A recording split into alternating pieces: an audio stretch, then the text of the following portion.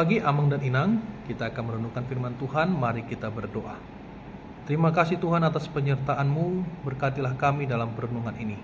Amin. Firman Tuhan diambil dari Yudas 1 ayat 20-21. Akan tetapi kamu, saudara-saudaraku yang kekasih, bangunlah dirimu sendiri di atas dasar imanmu yang paling suci, dan berdoalah dalam Roh Kudus. Peliharalah dirimu demikian dalam kasih Allah sambil menantikan rahmat Tuhan kita, Yesus Kristus, untuk hidup yang kekal. Firman ini disampaikan oleh Yudas di tengah-tengah jemaat yang sudah dimasuki dengan ajaran-ajaran yang sesat. Sebagaimana zaman sekarang ini, di zaman postmodernisme, kita memiliki banyak tantangan, godaan, ancaman, dan penyesatan kebenaran Allah. Orang Kristen yang tidak berakar dalam kebenaran firman Tuhan akan mengalami penyimpangan spiritualitas rohani yang mengakibatkan lemahnya iman. Maka kalau kita perhatikan di sekeliling kita, sering sekali kita kehilangan arah, kehilangan kekuatan, karena ada begitu banyak hal yang terlihat normal, lazim, tapi sebenarnya tidak benar. Banyak sekali hal-hal yang dibenarkan hanya berdasarkan pertimbangan manusia. Tentu sebagai orang beriman, kebenaran itu harus kita lihat berdasarkan firman Tuhan. Ini yang menuntun kita, ini yang akan mengajari kita. Sebagai contoh, di tahun 2024 kita menemukan satu pengajaran yang sesat yang disebut Kristen progresif. Inti ajarannya adalah keselamatan itu bisa diperoleh berdasarkan perbuatan diri sendiri, perbuatan personal.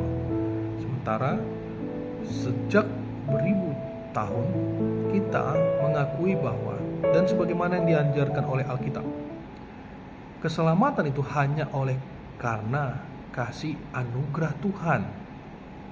Tidak bisa manusia memperoleh keselamatan dari dirinya sendiri. Dan kalau kita perhatikan di masa sekarang, Amang dan Inang, ada begitu banyak juga perubahan-perubahan cara didik, cara berpikir, cara bersikap antara anak kepada orang tua, antara tanggung jawab anak, antara tanggung jawab orang tua.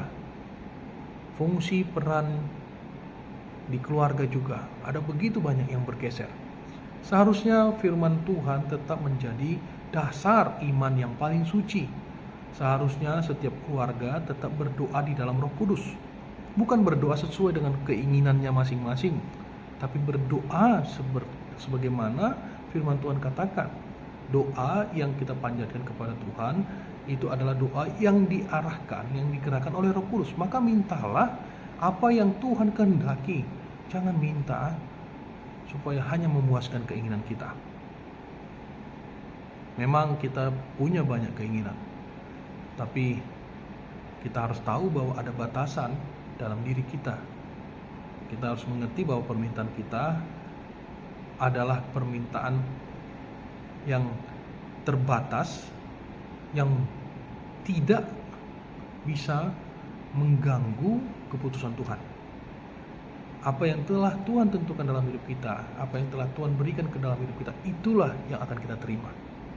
Sekalipun kita berdoa, tapi biarkan di ujung doa itu kita mengatakan kehendak Tuhan yang jadi. Ini yang diinginkan oleh surat Yudas kepada kita. Di tengah-tengah zaman yang berubah-ubah ini, jangan sampai kita memaksakan permintaan-permintaan sesuai dengan kehendak kita. Biarkan kehendak Tuhanlah yang jadi. Iman adalah kekuatan orang percaya. Maka jika imannya lemah, orang percaya ini akan mudah putus asa, mudah berpikir jahat, dan kehilangan damai sejahtera. Mandele, bersungut-sungut, itu akan sering kita lihat. Perceraian di mana-mana, kekerasan di mana-mana, kejahatan di mana-mana, tipu muslihat di mana-mana. Itu akan sering kita lihat. Kalau imannya lemah, maka jangan sampai kita gampang teralihkan pikiran. Jangan sampai kita gampang menerima ajaran-ajaran yang tidak benar. Amang dan Inang, ini sangat penting karena kebenaran sejati hanya ada dalam firman Tuhan. Kebenaran di luar firman Tuhan itu tidak kebenaran sejati. Segala sesuatunya haruslah kita introspeksi, kita koreksi berdasarkan firman Tuhan, supaya kokoh. Apa yang kokoh? Supaya kokoh iman kita, supaya kokoh pengharapan kita, supaya kokoh cara berpikir, cara merespon, membuat keputusan dalam diri kita, sehingga kita mengerti bahwa hidup ini adalah di dalam pemeliharaan kasih anugerah Allah senantiasa. Kita akan mengerti bahwa Allah menggerakkan kita untuk menimbang, mengerti hikmat Allah, mengerti bagaimana dunia ini bekerja, mengerti apa yang sedang kita kerjakan, dan bagaimana kesulitan itu bisa kita hadapi. Kita akan mengerti, dan hanya kepada Tuhan kita mencari pertolongan. Iblis senantiasa berjalan mengelilingi dan berjalan mencari orang yang dapat ditelannya, sebagaimana dikatakan 1 Petrus 5 ayat 8. Mengarahkan manusia untuk meragukan Allah dan menolak Allah, bahkan mengajarkan iman Kristus yang bukan berpusat pada Kristus. Maka ada istilah menyampaikan kebenaran tapi bukan kebenaran firman Tuhan. Maka perlu sebagai orang Kristen, orang yang beriman, kita pegang dengan sungguh-sungguh dasar iman yang paling suci. Itu dasarnya ada di dalam Alkitab, sumbernya di Alkitab. Kita pegang, kita hidupin, kita berdoa sungguh-sungguh.